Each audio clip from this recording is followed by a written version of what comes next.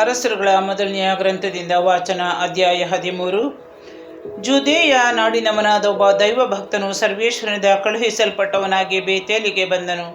ಯಾರೊಬ್ಬಾಮನು ಧೂಪಾರತಿ ಎತ್ತಲು ಪೀಠದ ಹತ್ತಿರ ನಿಂತುಕೊಂಡನು.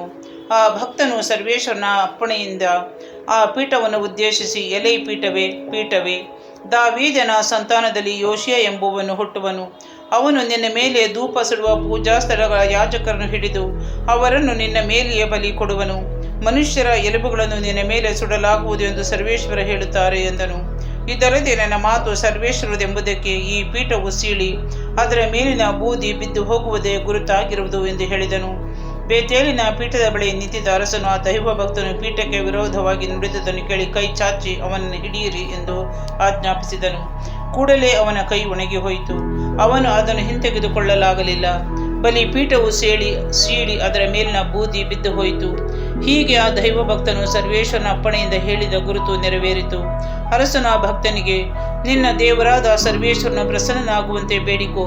ನಾನು ನನ್ನ ಕೈಯನ್ನು ಹಿಂತೆಗೆಯುವುದಕ್ಕಾಗುವ ಹಾಗೆ ಅವರನ್ನು ನನ್ನ ಪರವಾಗಿ ಪ್ರಾರ್ಥಿಸು ಎಂದು ಕೇಳಿದನು. ಅಂತೆಯೇ ದೈವ ಭಕ್ತನು ಸರ್ವೇಶ್ವರನನ್ನು ಬೇಡಿಕೊಂಡನು. ಅರಸನ ಕೈ ವಾಸಿಯಾಗಿ ಮೊದಲಿನಂತೆ ಆಯಿತು. ಆಗ ಅರಸನು, ನನ್ನ ಮನೆಗೆ ಬಾ, ಸ್ವಲ್ಪ ಊಟ ಮಾಡಿ ಸುಧಾರಿಸಿಕೋ, ನಾನು ನಿನಗೆ ಬಹುಮಾನವನ್ನು ಕೊಡುತ್ತೇನೆ ಎಂದನು. ಆ ದೈವ ಭಕ್ತನು, ನೀವು ನನಗೆ ನಿಮ್ಮ ಆಸ್ತಿಯಲ್ಲಿ ಅರ್ಧ ಕೊಟ್ಟರೂ ನಾನು ನಿಮ್ಮ ಸಂಗಡ ಬರುವುದಿಲ್ಲ. ಇಲ್ಲಿ ಅನ್ನಪಾನಗಳನ್ನು ತೆಗೆದುಕೊಳ್ಳಬಾರದೆಂದು, ಹಿಂದಿರುಗಿ ಹೋಗುವಾಗ ಬೇರೆ ದಾರಿಯಿಂದ ಹೋಗಬೇಕೆಂದು ನನಗೆ ಸರ್ವೇಶ್ವರನ ಅಪ್ಪಣೆಯಾಗಿದೆ ಎಂದನು. ಅನಂತರ ಅವನು ಆ ದಾರಿಯನ್ನು ಬಿಟ್ಟು ಇನ್ನೊಂದು ದಾರಿಯನ್ನು ಹಿಡಿದು ಹೊರಟನು. ಬೇತೇಲಿನ ಮುದುಕ ಪ್ರವಾದಿ. ಬೇತೇಲಿನಲ್ಲಿ ಒಬ್ಬ ಮುದುಕ ಪ್ರವಾದಿ ವಾಸವಾಗಿದ್ದನು. ಅವನ ಮಕ್ಕಳು ಬಂದು ಆ ದೈವ ಭಕ್ತನು ಆ ದಿನ ಬೇತೇಲಿನಲ್ಲಿ ಮಾಡಿದ್ದನು ಅವನು ಅರಸನಿಗೆ ಹೇಳಿದ್ದನು ತಂದೆಗೆ ತಿಳಿಸಿದರು. ಅವನು ಯಾವ ದಾರಿಯಿಂದ ಹೋದ ಎಂದು ತಂದೆ ಅವರನ್ನು ಕೇಳಲು ಅವನು ಜುದೇಯ ನಾಡಿನ ಆ ದೈವ ಭಕ್ತ ಹೋದ ದಾರಿಯನ್ನು ತೋರಿಸಿದರು. ಆಗ ಅವನು ತನ್ನ ಮಕ್ಕಳಿಗೆ ಕತ್ತೆಗೆ ತಡಿ ಹಾಕಿರಿ ಎಂದು ಆಜ್ಞಾಪಿಸಲು ಅವರು ಹಾಕಿದರು. ಅವನು ಕತ್ತೆಯ ಮೇಲೆ ಕುಳಿತುಕೊಂಡು ಆ ದೈವ ಭಕ್ತನ ಹಿಂದೆಯೇ ಹೋಗಿ ಏಲಾ ವೃಕ್ಷದ ಕೆಳಗೆ ಕುಳಿತಿದ್ದ ಅವನನ್ನು ಕಂಡು, ಜುದೇಯದಿಂದ ಬಂದ ದೈವ ಭಕ್ತನು ನೀನು ಎಂದು ಕೇಳಿದನು. ಅವನು ಹೌದೆಂದನು. ಆಗ ಆ ಮುದುಕನು, ನೀನು ನನ್ನ ಮನೆಗೆ ಬಂದು ಊಟ ಮಾಡು ಎಂದು ಹೇಳಿದನು. ಅದಕ್ಕೆ ಅವನು, ನಾನು ನಿನ್ನ ಸಂಗಡ ಬರಕೂಡದು. ಈ ಸ್ಥಳದಲ್ಲಿ ಅನ್ನಪಾನಗಳನ್ನು ತೆಗೆದುಕೊಳ್ಳಬಾರದೆಂದು, ಬಂದ ದಾರಿಯನ್ನು ಬಿಟ್ಟು ಬೇರೆ ದಾರಿಯಿಂದ ಹಿಂದಿರುಗಿ ಹೋಗಬೇಕೆಂದು ನನಗೆ ಸರ್ವೇಶ್ವರನ ಅಪ್ಪಣೆಯಾಗಿದೆ ಎಂದು ಉತ್ತರ ಕೊಟ್ಟನು. ಆಗ ಆ ಮುದುಕನು, ನಾನು ನಿನ್ನಂತೆ ಪ್ರವಾದಿಯಾಗಿದ್ದೇನೆ. ಒಬ್ಬ ದೇವದೂತನು ನನಗೆ ಕಾಣಿಸಿಕೊಂಡು ನಿನ್ನನ್ನು ಕರೆದುಕೊಂಡು ಬರಬೇಕೆಂದು ಸರ್ವೇಶ್ವರನ ಹೆಸರಿನಲ್ಲಿ ಆಜ್ಞಾಪಿಸಿದ್ದಾನೆ ಎಂದು ಹೇಳಿದನು. ಆದರೆ ಆ ಮಾತು ಸುಳ್ಳಾಗಿತ್ತು. ದೈವ ಭಕ್ತನು ಹಿಂದಿರುಗಿ ಅವನ ಮನೆಗೆ ಹೋಗಿ ಅನ್ನಪಾನಗಳನ್ನು ತೆಗೆದುಕೊಂಡನು. ಅವರು ಊಟ ಮಾಡುತ್ತಿರುವಾಗ ದೈವ ಭಕ್ತನನ್ನು ಹಿಂದಕ್ಕೆ ಕರೆದು ತಂದ ಆ ಪ್ರವಾದಿಗೆ ಸರ್ವೇಶ್ವರ ಒಂದು ಸಂದೇಶವನ್ನು ದಯಪಾಲಿಸಿದರು. ಅವನು ಜುದೇಯ ನಾಡಿನ ದೈವ ಭಕ್ತನಿಗೆ, ನಿನ್ನ ದೇವರಾದ ಸರ್ವೇಶ್ವರ ನಿನಗೆ ಈ ಸ್ಥಳದಲ್ಲಿ ಅನ್ನಪಾನಗಳನ್ನು ತೆಗೆದುಕೊಳ್ಳಬಾರದೆಂದು ಆಜ್ಞಾಪಿಸಿದರು. ನೀನು ಅವರ ಆಜ್ಞೆಯನ್ನು ಮೀರಿ ಅವಿಧೇಯನಾಗಿ ಅನ್ನಪಾನಗಳನ್ನು ತೆಗೆದುಕೊಳ್ಳುವುದಕ್ಕಾಗಿ ಹಿಂದಿರುಗಿ ಬಂದುದರಿಂದ ನಿನ್ನ ಶವ ನಿನ್ನ ಕುಟುಂಬ ಸ್ಮಶಾನ ಭೂಮಿಯನ್ನು ಸೇರುವುದೇ ಇಲ್ಲವೆಂದು ಸರ್ವೇಶ್ವರ ಹೇಳುತ್ತಾರೆ ಎಂದನು. ಅನ್ನಪಾನಗಳನ್ನು ತೆಗೆದುಕೊಂಡ ನಂತರ ಮುದುಕ ಪ್ರವಾದಿ ತಾನು ಕರೆದು ತಂದ ಪ್ರವಾದಿಯನ್ನು ಕಳುಹಿಸಲು ಕತ್ತೆಗೆ ತಡಿ ಹಾಕಿಸಿದನು. ಆ ದೈವ ಭಕ್ತನು ಸ್ವಲ್ಪ ದೂರ ಹೋದ ನಂತರ ಒಂದು ಸಿಂಹವು ಅವನಿಗೆ ಎದುರಾಗಿ ಬಂದು ಅವನನ್ನು ಕೊಂದು ಹಾಕಿತು. ಅವನ ಶವ ದಾರಿಯಲ್ಲಿಯೇ ಬಿದ್ದಿತ್ತು.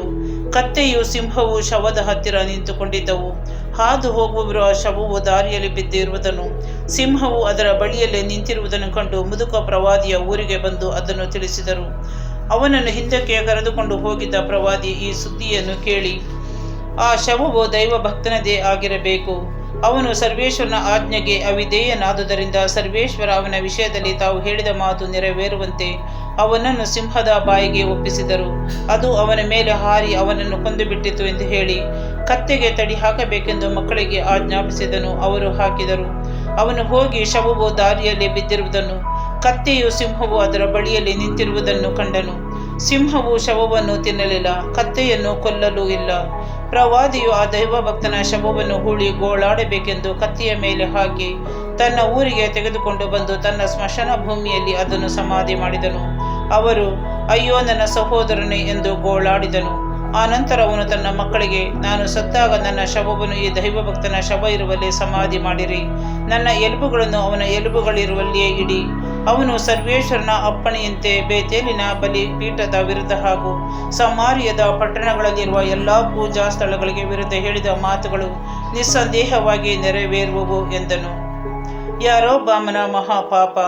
ಇಷ್ಟಾದರೂ ಯಾರೊಬ್ಬಾಮನು ತನ್ನ ದುರ್ಮಾರ್ಗವನ್ನು ಬಿಡದೆ ಪದೇ ಪದೇ ಜನಸಾಮಾನ್ಯರನ್ನು ಉನ್ನತ ಸ್ಥಾನಗಳಿಗೆ ನೇಮಿಸಿದನು. ಮನಸ್ಸಿಗೆ ಬಂದವರನ್ನು ಪೂಜಾ ಸ್ಥಳಗಳ ಯಾಜಕರನ್ನಾಗಿ ಪ್ರತಿಷ್ಠಿಸಿದನು. ಈ ಕಾರಣ ಯಾರೊಬ್ಬಾಮನ ಕುಟುಂಬದವರು ಪಾಪಿಗಳಾಗಿ ಭೂಲೋಕದಿಂದ ವಿಸರ್ಜಿತರಾಗಿ ನಿರ್ನಾಮವಾದರು.